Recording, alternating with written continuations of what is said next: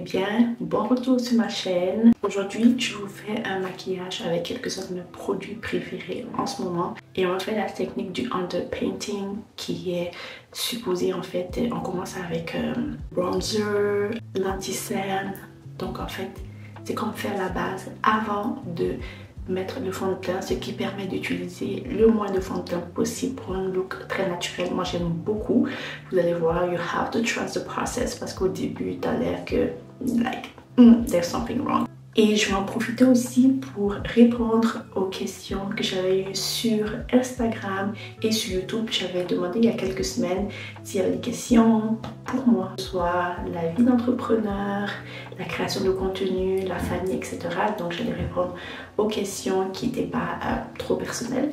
Donc c'est ce qu'on va faire aujourd'hui en faisant le maquillage. So let's go. Donc là j'ai un foulard parce que je suis en train de plaquer les cheveux, j'ai mis du gel et tout pour plaquer ça. Je vais enlever ça en temps, mais on va commencer comme ça. On va commencer avec le primer. J'aime beaucoup ce primer là, c'est le primer de Clé de Peau. C'est un voile matifiant lissant. Moi j'aime beaucoup l'utiliser sur tout le visage. Souvent ça m'arrive de mélanger ces deux primers là. Donc celui de Milk. Mais aujourd'hui, j'ai pas de gel pour mes sourcils, je vais utiliser Milk pour ça. Et mon primer, ça va être celui de Clé de Peau. Alors, je vais répondre à la première question. C'était, on m'avait demandé si j'étais enfant unique. Je pense que je partage assez sur Instagram et tout, que j'ai une sœur et un frère. Donc, non, je ne suis pas enfant unique. Je suis l'enfant du milieu, voilà. J'ai une grande sœur et un petit frère. Je ne sais pas si vous voyez, mais regardez ce look là. Ça donne vraiment un beau voile. Ta peau est comme shine from within, mais en même temps c'est matifiant. Donc voilà. Ensuite je vais aller avec le bronzer, mes deux bronzers préférés en ce moment que j'aime bien utiliser. C'est celui de C, donc la marque C. Et aussi le bronzing, c'est quoi non? Le Buttermilk Bronzer de NYX. Franchement, c'est super pimenté, très foncé aussi, donc ça donne vraiment un beau rendu. Aujourd'hui, je pense que ce que je vais faire, c'est utiliser le bronzer de C. Et je vais utiliser celui de NYX pour mes paupières. J'ai essayé ça hier. Puis j'ai vraiment aimé le rendu. Je vais utiliser cette brosse de C également pour appliquer le bronzer. Donc je l'applique là. Là. Je vais l'appliquer ici. Ici aussi. Ici. J'aime bien, souvent j'aime bien faire la technique de gomme. Puis je vais créer comme un... Vous allez voir, ça va vraiment dessiner le visage. Je vais utiliser une petite brosse pour appliquer au niveau du nez. Donc, on va faire un petit contouring du nez. Et je vais venir en mettre aussi au niveau des sourcils, ici, juste là. Non, pas les sourcils, les paupières, goodness. Voilà. Next, ça va être le concealer. J'ai deux anti-cernes. Il y a celui-là de Clé de Peau que j'aime beaucoup aussi. Je trouve que ça c'est vraiment un beau neutre que je vais appliquer en premier. Ensuite, je vais appliquer celui de Armani que j'aime beaucoup aussi. Franchement, le shade match is really really good. Je vais en profiter pour répondre à la deuxième question que je viens de regarder. On m'a demandé si on voulait des enfants. Tout d'abord, je trouve que c'est une question assez touchy. Je suis vraiment d'avis que ce n'est pas tout le temps avisé de demander aux gens s'ils veulent des enfants ou pas, parce que vous savez pas vraiment par quelle épreuve ces personnes-là passent. Franchement, ça peut être une question très touchy. Je mets ça ici.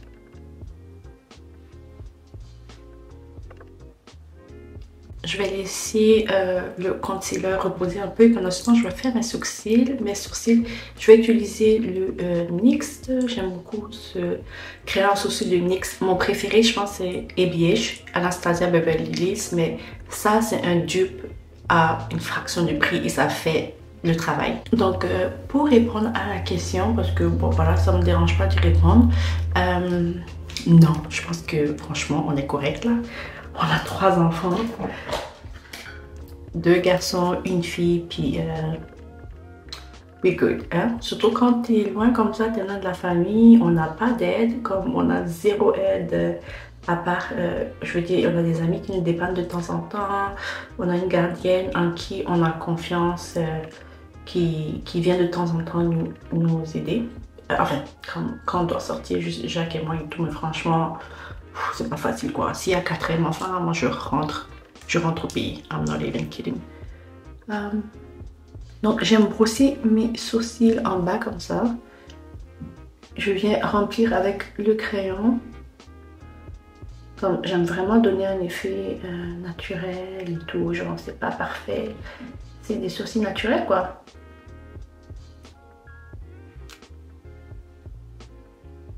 Ok, c'est pas mal. Ensuite, je vais venir soulever ça.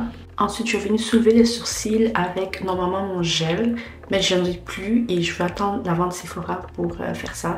Je vais me procurer celui de Anastasia Beverly Hills. Mais en attendant, je vais utiliser le primer. Because you actually can do anything with your makeup. You can mix things up. Je vais utiliser le primer de Milk pour like keep them in place. Donc là je vais venir soulever comme ça et vous voyez, oh non mais j'aime trop quoi, franchement j'aime trop quand je fais mes sourcils comme ça, ça donne l'effet naturel. Et après quand je laisse sécher, au pire je vais venir encore remplir les parties que je trouve un peu vides avec l'autre côté, le crayon. Et puis we all set. Maintenant, c'est le temps de blend. On va prendre notre temps, on va bien blend tout ça. Et je vais regarder la prochaine question qui était sur la chaîne YouTube.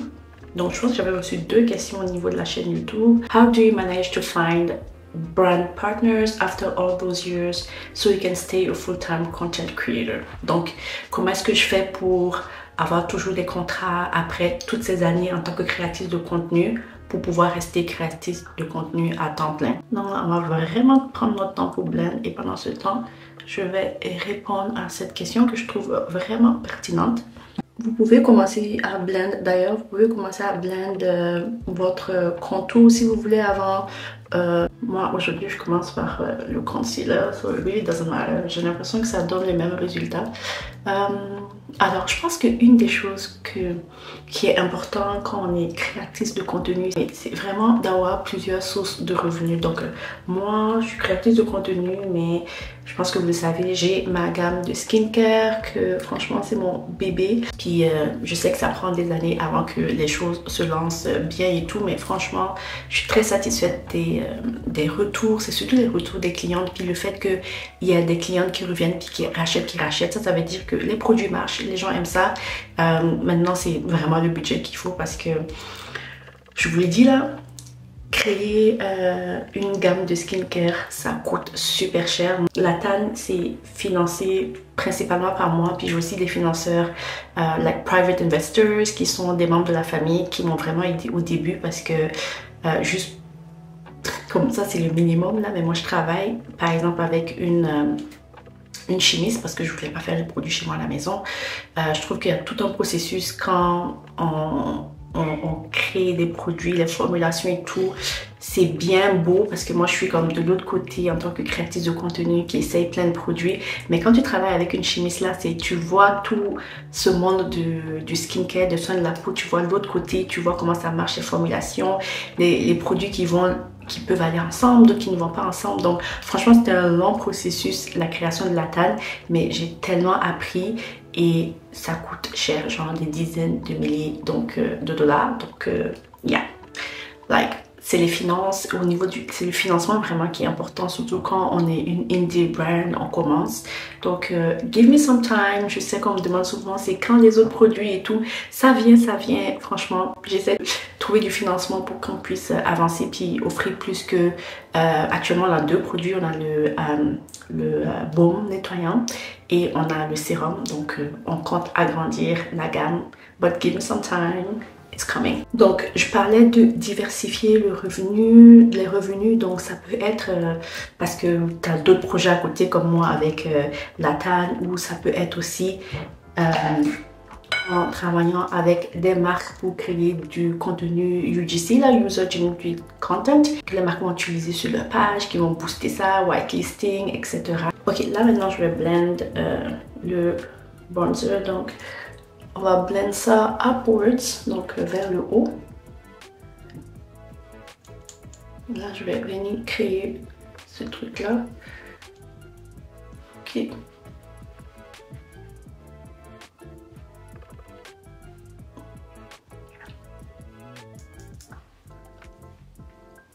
Genre, trust the process, ok, it's coming, it's coming. Donc, la diversification, et je pense que c'est super important de garder un très bon contact avec les agences de relations publiques, parce que quand on aime ton contenu, oh oui, like, please do quality content, quality over quantity, parce que quand une marque ou une agence aime ta façon de créer, aime la qualité, quand ces personnes-là ou cette agence-là a un nouveau projet qui vient, un nouveau produit à essayer, puis en parler ou créer du contenu autour de ce produit-là, ces personnes-là vont te privilégier parce qu'ils vont dire, oh, on aime tellement le contenu que, je sais pas moi, une telle fait, c'est toujours de la qualité, etc. Fait que même si tu ne publies pas ce contenu sur ton compte, tu te fais payer parce que tu vas créer du contenu pour la marque. Si la marque veut faire du whitelisting, donc ça veut dire si la marque veut mettre de l'argent puis faire de la publicité, si par exemple tu publies sur TikTok ou whatever, tu vas charger pour ça. Si la marque aussi peut faire dark posting, donc ça c'est vraiment une publication qui n'est pas sur ton compte, c'est comme en arrière de Meta. Et tout ça, on se fait charger. Je me rappelle qu'il y a 3-4 ans, on se faisait pas charger pour ça, mais les choses changent beaucoup dans ce domaine de la création de contenu. Les gens commencent vraiment à en apprendre plus, l'importance de lire vos contrats, etc. Puis je vais venir à la prochaine question où on va poser des questions justement sur les contrats. Donc, on revient là. Alors là, maintenant, je vais appliquer ce fond de teint de Armani, puis je vais venir vraiment ici, c'est pour vraiment éclaircir, like brighten. Je vais remettre un petit peu ici, un peu là et un petit peu là-bas encore. On va laisser agir. Donc là, we're gonna blend, ok? On va prendre notre temps et pendant ce temps, je vais répondre à la prochaine question qui était qu'est-ce qu'il faudrait... Attendez, ok. Les contrats, qu'est-ce qu'il faudrait, les points auxquels il faut porter attention. Donc, goodness. J'ai une anecdote par rapport à ça. Je me rappelle, il y a peut-être 2-3 ans, je devais travailler avec une compagnie montréalaise et on m'avait envoyé un contrat. Puis c'est en ce moment-là que j'avais vraiment commencé à faire attention à ce que à lire les contrats, parce qu'avant je suis que j'ai signé des contrats avec des droits à la vie, à la compagnie et tout, parce que voilà quoi, on n'a pas cette éducation là au niveau de tout ce qui est légal quand on est créateur de contenu. Quand tu travailles avec une agence, l'agence regarde tout ça et tout. Moi j'avais travaillé avec une agence, mais franchement ça me revenait à zéro, dans le sens où c'est moi qui amenais les contrats à cette agence-là. Cette agence-là ne m'amenait pas d'opportunité, donc j'ai décidé de juste tout laisser tomber. Puis je suis à mon propre compte depuis. C'est moi qui lis mes contrats, c'est moi qui fais attention et tout. Puis j'ai appris en fait à savoir qu'est-ce qu'il faut lire vraiment sur les contrats. Donc quelques points auxquels il faut vraiment faire attention, c'est la durée. Oui, la durée, je pense dans le contrat c'est mis la durée en français. Aussi les ownership, donc très important que vous soyez en train de créer du contenu pour la marque. Donc bien sûr toutes les imageries qui auront la marque, ça va appartenir à la marque, mais vous restez le owner de ce contenu là. Super important de vérifier ça. Puis je reviens à mon histoire. Je connaissais une créatrice de contenu qui est à Toronto, puis qui est aussi avocate de formation, comme avocate d'affaires. Puis je l'avais contactée, puis je disais, il y a plein de choses dans le contrat que j'ai actuellement que, like, j'ai pas trop confiance et tout. Fait que t'es comme, oui, tu sais, je pense que j'ai payé 250, mais pour moi, ça en valait la peine pour qu'elle passe à travers le contrat, puis qu'elle ressortent les points qu'elle trouve que non, like it's too dangerous, ou tu es littéralement en train de donner le droit à la marque de faire ce qu'elle veut avec ton contenu. Donc elle m'était revenue avec tellement plein de mots, de phrases, de sections en rouge, puis elle me disait techniquement c'est comme si tu donnes le droit à la marque d'utiliser ton contenu dans 10, 20, X années. Donc même si genre, like God forbid, t'es plus de ce monde, les marques puis les compagnies, ça reste pendant des centaines d'années là, fait qu'ils pourraient réutiliser ton contenu pendant que toi t'es plus sur cette terre. C'est tes petits enfants qui vont te voir puis ça va être comme what?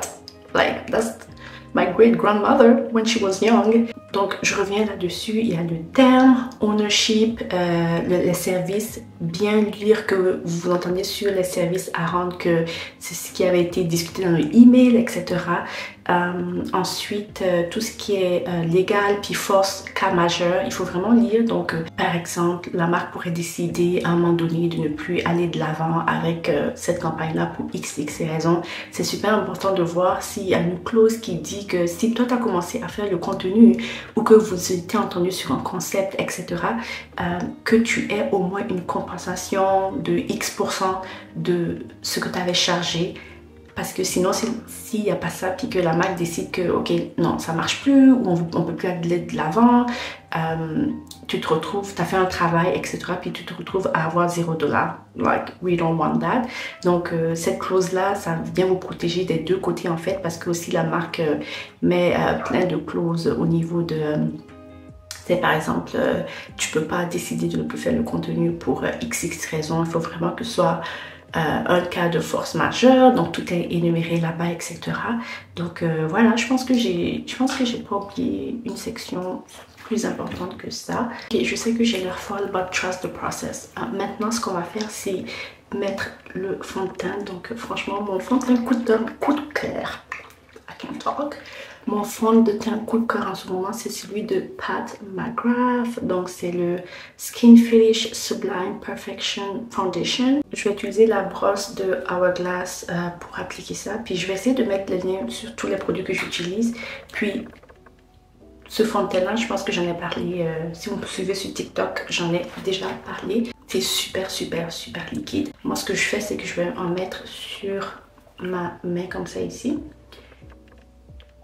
Juste de pente, puis vous voyez ça coule, genre je vous dis que c'est super léger, et je vais venir tapoter puis appliquer sur mon visage comme à des endroits bien stratégiques, là, ici.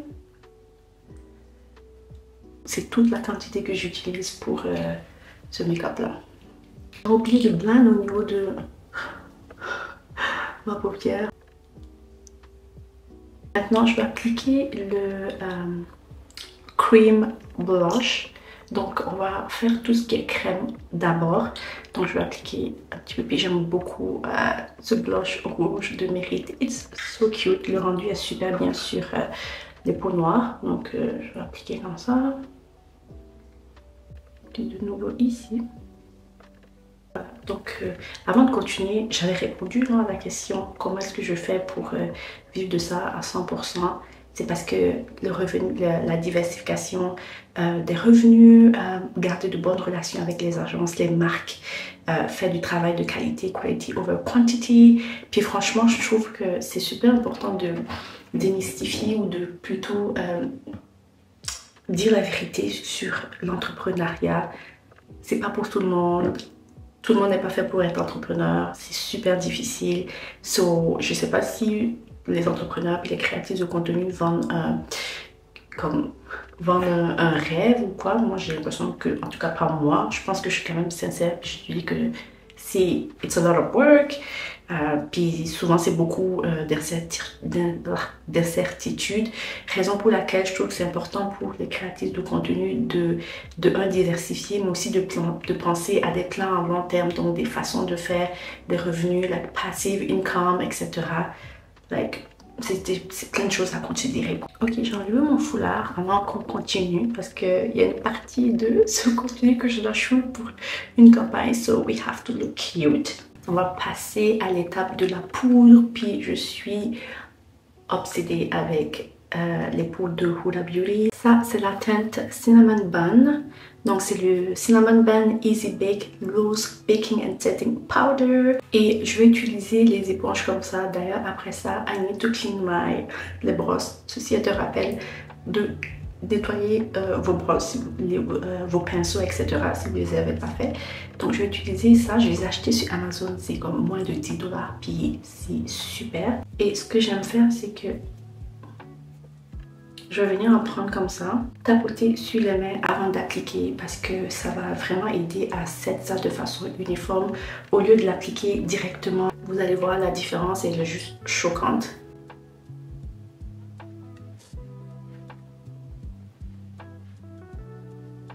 Donc vous voyez ce côté-là, comment c'est clean, c'est comme si tu as appliqué un filtre, mais au naturel. Puis ce côté-là sur lequel je dois appliquer, like donc les buffers. Donc je vais venir appliquer ce côté-là, je m'approche plus pour que vous voyez.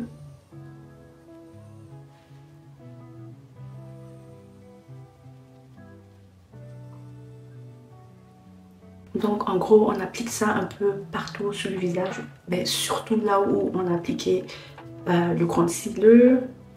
Et vu que je fais pas du baking, je fais vraiment du set, je vais venir nettoyer le reste. Getting what it's supposed to give. Yeah. On va passer à l'étape d'appliquer tout ce qui est powder. Donc j'ai appliqué tout ce qui était crème. Maintenant on va passer à tout ce qui est poudre. On va faire les yeux. Puis franchement je vais garder ça très simple. Comme je vous l'ai dit, je vais utiliser le bronzer, c'est le Buttermilk Bronzer de NYX. Et c'est la teinte Butter Than You, qui est un Deep Rich Warm Neutral. Je vais faire quelque chose de très simple, genre juste une couleur, puis je vais juste m'assurer de blend ça comme il faut. Je vais pas mettre de eyeliner, j'aurais pu, but je sais pas pour vous, mais moi quand j'applique mon eyeliner, c'est le combat. Je blague même pas, c'est le combat. Ah non mais le rendu est trop beau. Je pense que ce que je vais faire, c'est que je vais venir peut-être faire un genre de smoky ici. Cette palette là de Dior que j'aime beaucoup. Et on va utiliser la teinte ici. Juste là. C'est quelle couleur ça? Ça s'appelle Matte Central. Et je vais venir ici, juste là. Appliquer smoky. Maintenant on va appliquer le blush en poudre. Puis mon coup de cœur en ce moment, c'est le Watermelon Bliss, le fard à jour de Haus Labs. Regardez-moi la couleur, c'est absolument magnifique. Je vais utiliser cette brosse de Hourglass, ce côté-là, pour appliquer le blush.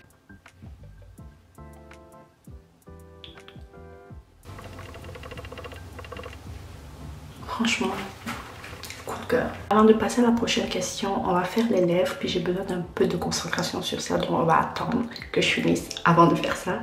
Alors je vais utiliser le Sephora Cream Lip Stain, je pense que c'est comme ça s'appelle. Ensuite ça va être le Lip Gloss. On appelle ça quoi? Lip Treatment Oil de Ami Colé, et c'est la couleur Happy.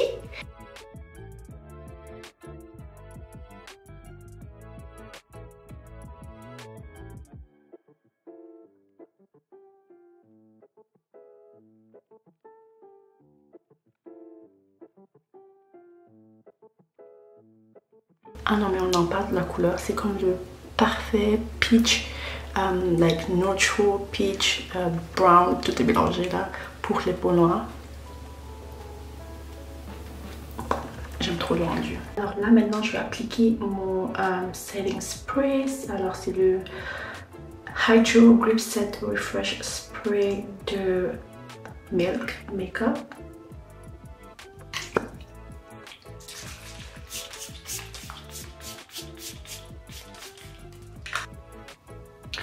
On va laisser sécher.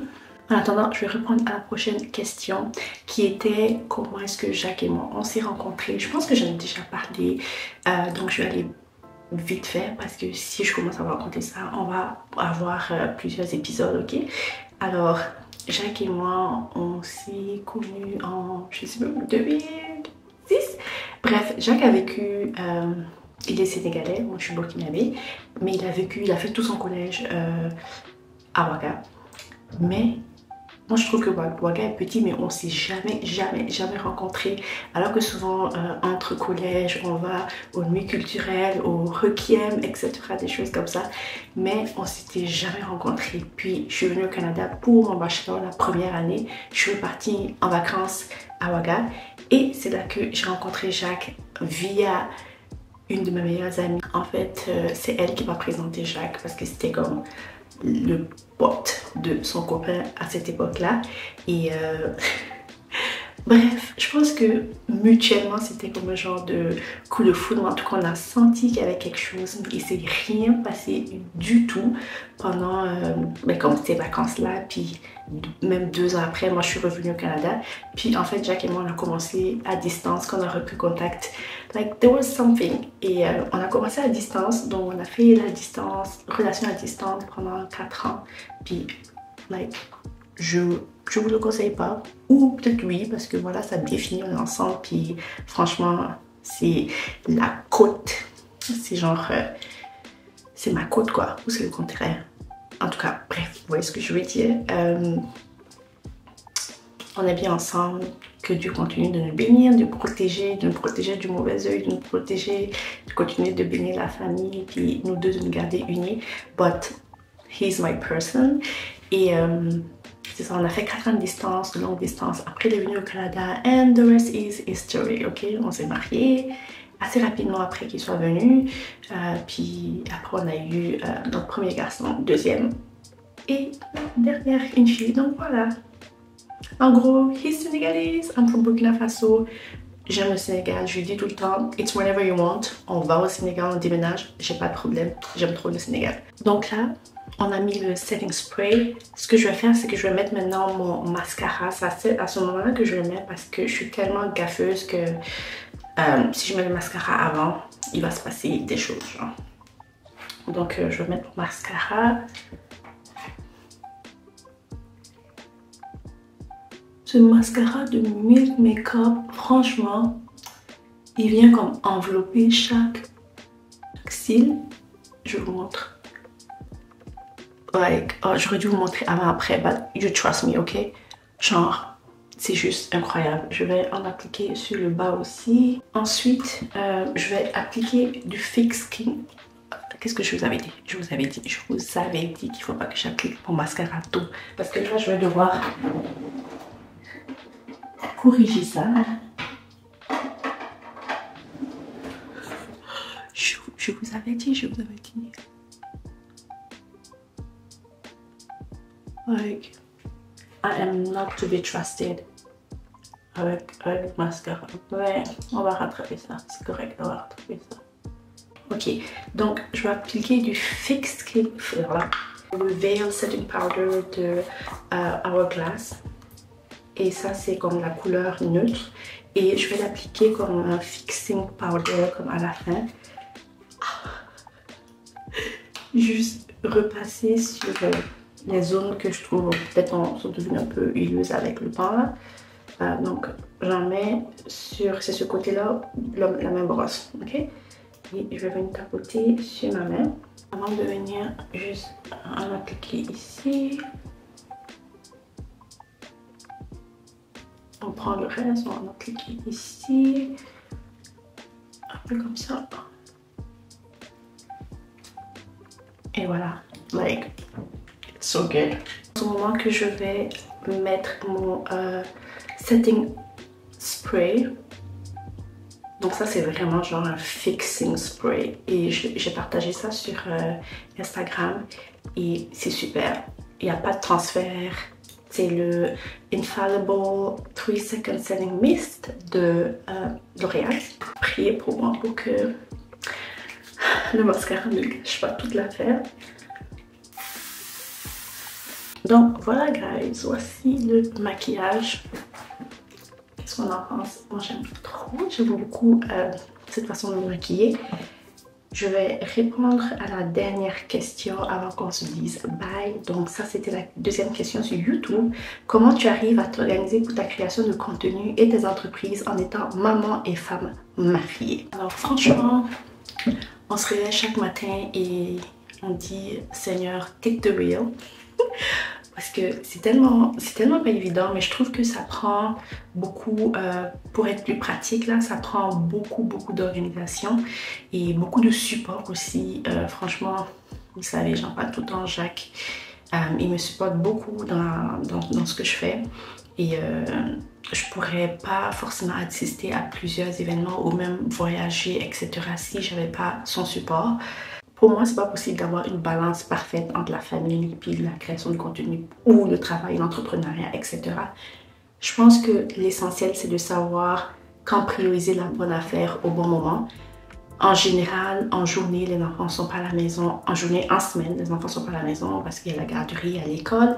Donc, moi, j'essaye vraiment de me concentrer pendant ces heures-là, après les avoir déposés, fait ma routine du matin, de me concentrer sur le travail. Et quand c'est le temps d'aller reprendre les enfants, on rentre à la maison, j'essaye vraiment de laisser le téléphone, pas tout le temps. Like, TikTok is so bad for you. Mais le soir, la nuit, c'est vraiment, on se concentre sur les enfants puis qu'on est présent. Il y a des jours où c'est le travail qui prend le dessus, il y a des jours où c'est la famille qui prend le dessus et c'est ma balance comme ça, c'est notre balance comme ça. C'est vraiment de savoir prioriser les choses. Puis souvent, quand je suis pas disponible, quand je dois créer du contenu le week-end, alors que le week-end c'est beaucoup plus famille, ben Jacques il va m'aider, il va prendre le dessus, s'assurer que les enfants fassent leur sieste pour que je puisse faire cette vidéo là. Par exemple, les enfants dorment, puis c'est Jacques qui les a mis au lit, puis c'est le silence complet. Donc voilà, je pense que c'est vraiment une question d'organisation. Si moi je suis quelqu'un de très visuel, puis j'ai l'impression d'avoir les choses en images. Donc, j'aime écrire mes plans de travail, qu'est-ce que j'ai à faire telle journée afin de pouvoir cocher. C'est vraiment important pour moi de visuellement cocher les tâches. Donc voilà, j'espère que j'ai répondu à toutes vos questions et que vous avez aimé cette vidéo-là avec this make-up. N'oubliez pas de vous abonner, de partager cette vidéo, liker, laisser des commentaires et on se retrouve bientôt pour une autre vidéo. Je vous fais de gros bisous.